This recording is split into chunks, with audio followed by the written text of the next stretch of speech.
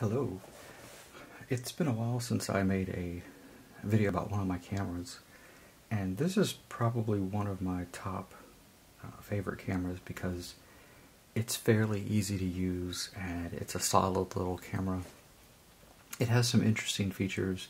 You know, each maker of German cameras, they kind of did their own thing for a while to test it out, and then maybe, you know, like light meters or knobs on the top that were just indicators. They didn't really do anything on the inside. And then the insides look the same.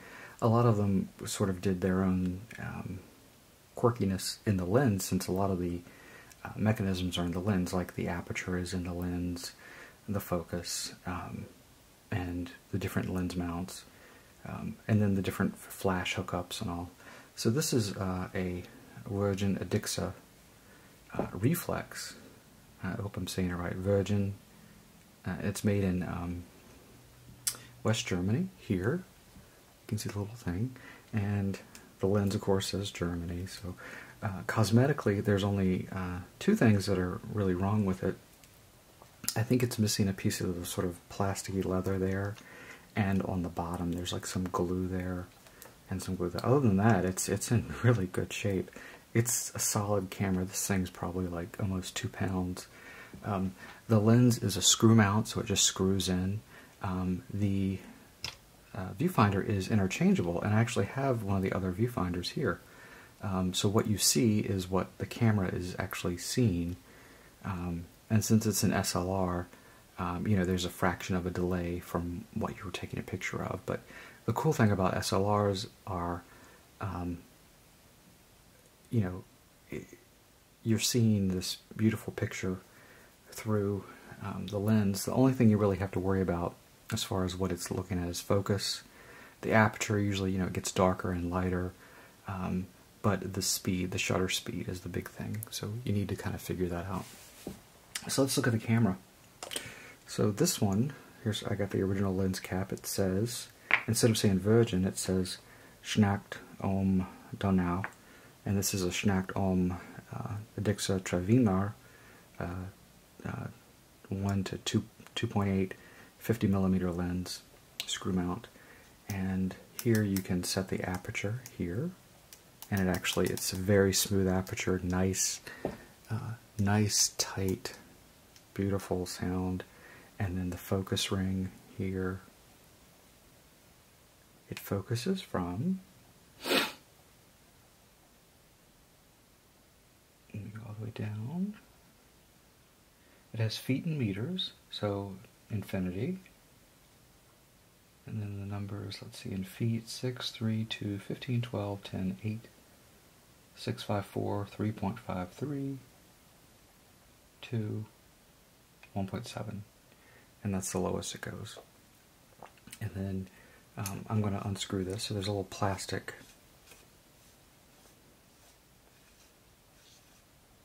ring here, and we can see the mount. So it's got the little pin for the reset pin, solid little lens. It's got the plastic tabs here, and you can see there I'm changing the aperture, which reacts really well.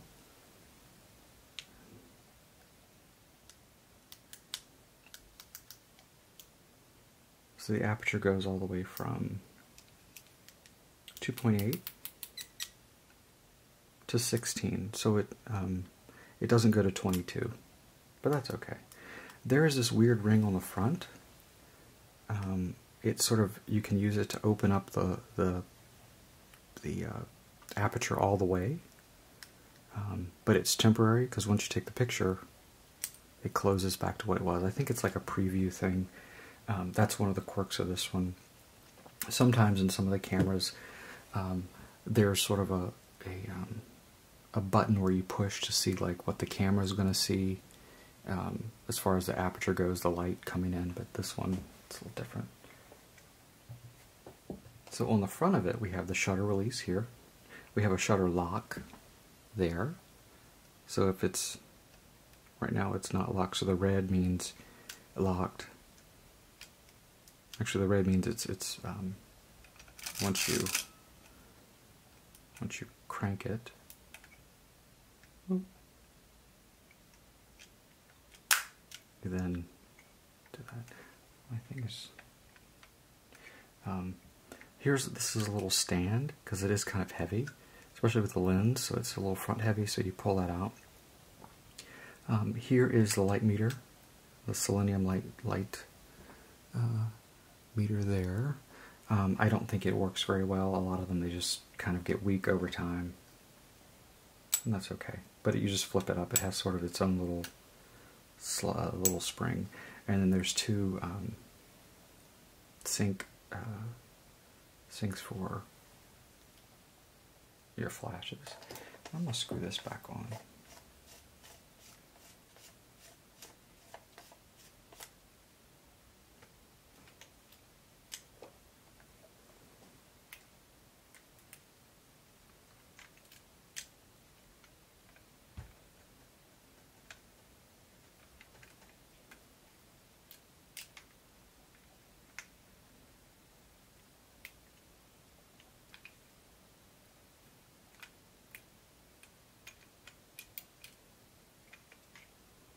And this one has threads here for, it looks like something fits over the shutter so you can release it.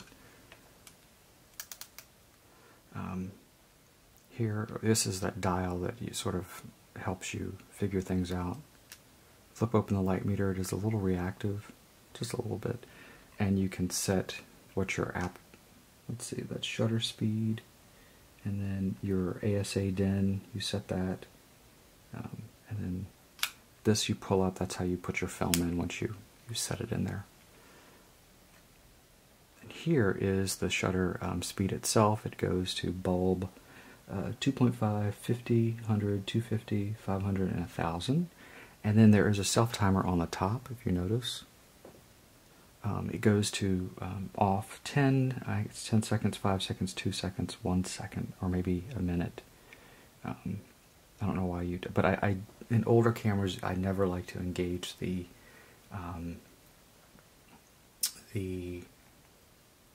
self-timer because it's usually, once it goes, your camera is dead because it overrides so much stuff. So I don't like to use it.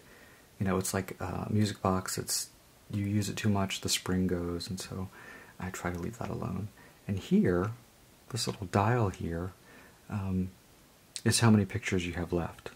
So it goes all the way to 35. So as you cock the shutter, it will go and do its thing, and you kind of, there's the little arrow showing you what you're at, but you can manually reset it if you move it, so you got to be careful. On the bottom here we have the rewind button, so you have to release that so you can rewind the film, and that you would just turn it with the little knob here.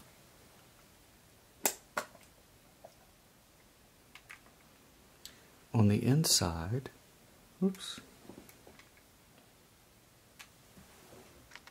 I had to pause a minute because my the shuttercock actually kind of got stuck on me, and how I fixed it was it was a matter of playing with the setting here for the shutter speed. I just put it down to 100 and just kind of wiggled this, and I must have done something. I had the lens off, I was cocking it. It probably didn't like something, so it's user error. I'm not going to say it's the camera until it happens again. It's never happened, so it was me just playing with it. So yeah, here's the dial. This is the dial that you can move the ASA, and it kind of moves the indicator. So when you move this, there's a little arrow here. There's two arrows, and it shows you where. It looks like one was in red, one's in black. I believe the red would mean if you had a flash, and that's the range in which you'd want to get your little selenium meter working. You can see it moves. It moves a little bit, but usually they're weak when you get them. I'm going to put the lens back on. Just screw it on.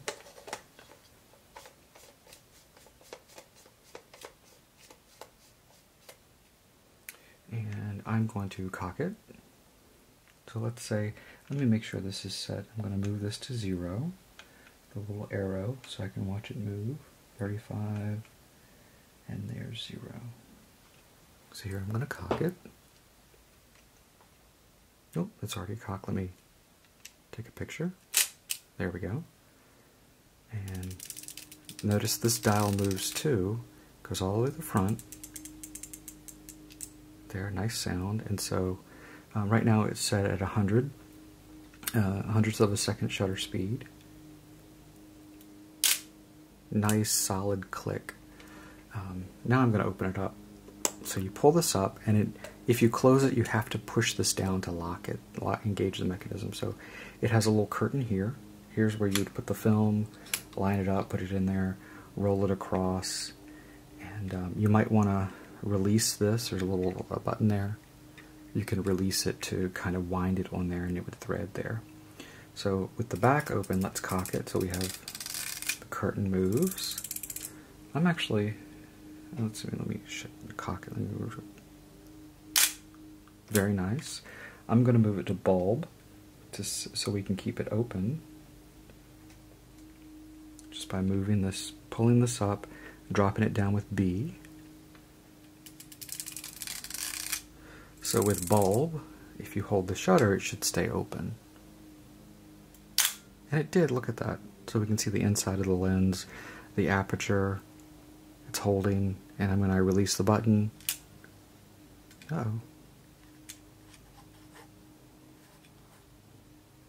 didn't close all the way. Let's try it again.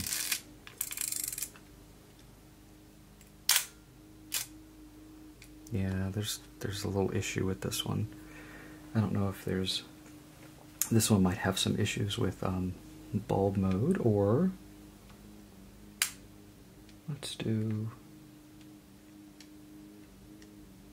usually you can't go wrong with, let's see, 250. There. Let's try it again.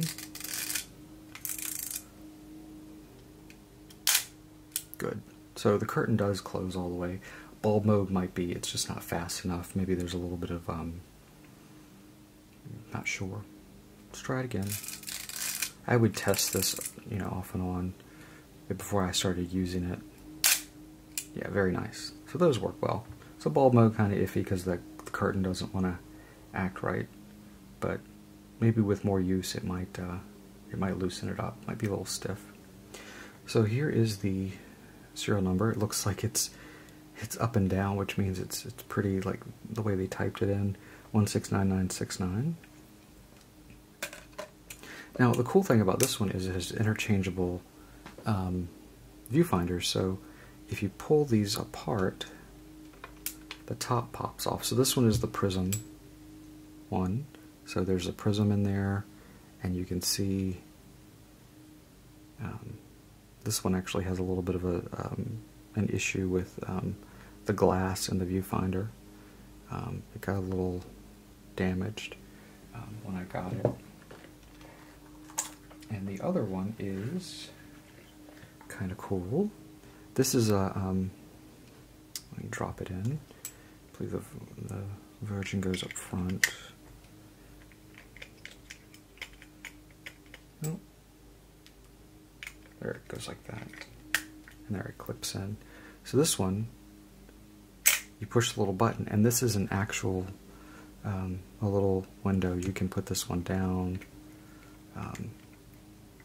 but it's a little magnifier. So when you're looking through it and it's in focus, you should be able to see what's being projected on that little screen. So this one is neat, and then we can put it down. Just close it. We don't need it.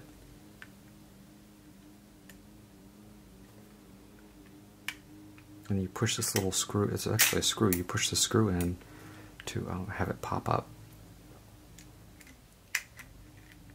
Little transformer. So this one's really neat. I like them with the interchangeable viewfinders. And to get this off, pull these apart, pop it off. And this one with the little crack in the little, it looks like it's a little chip. It doesn't really affect much. And these are, of course, they're numbered. They got little numbers on them. Everything's numbered. This one actually doesn't have a number. This one does. And put it in, slide it under, put it down.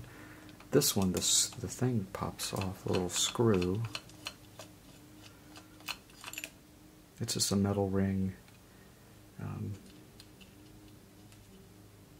Doesn't really do anything.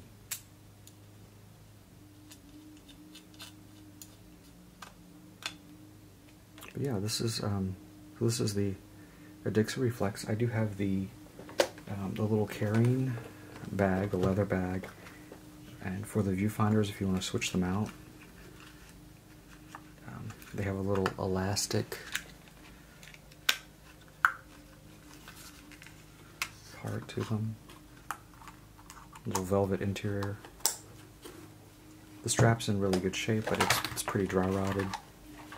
You screw it into this in the base, this unwieldy case. There, brown plastic screw.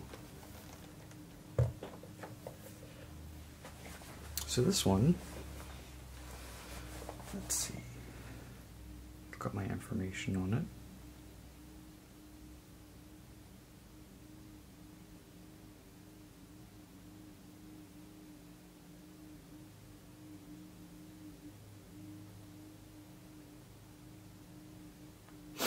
The Wirgin Edixas. Let's see. There were 3 types: Edina, Edinex, Juret. So the Wirgin Edixa, made between 1959 and 71. Workhorse of the SLR cameras of the 50s and 60s. Camera made with many versions with little or no differences between the models.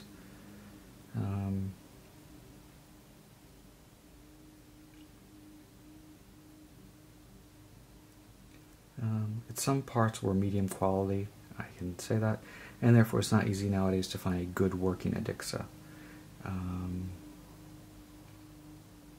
Focal plane shutter, with or without light meters.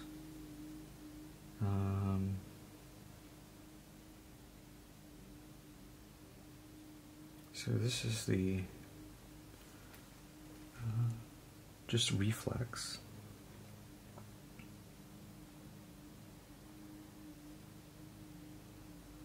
I'm not sure if it's the. I'm not sure if it's the A or B. I think I figured it out once. You have to look at the serial numbers, but it looks like it was maybe early 60s.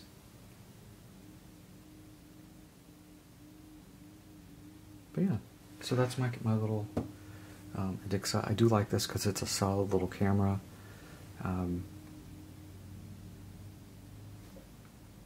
Heavy German-built camera. Not the best quality, but it has its own. I love the font here. I mean, here we have one font, here we have another, we have the typical lens font there. Put the lens cap back on. Yeah. There we go. Thanks for watching.